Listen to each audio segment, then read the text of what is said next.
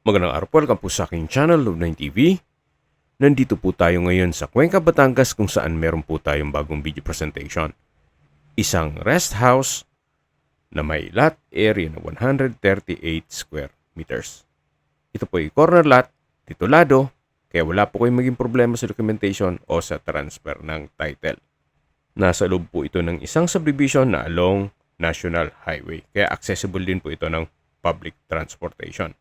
Meron din po itong mountain view at napakatahimik po ng lugar, sariwang hangin at malamig po ang klima.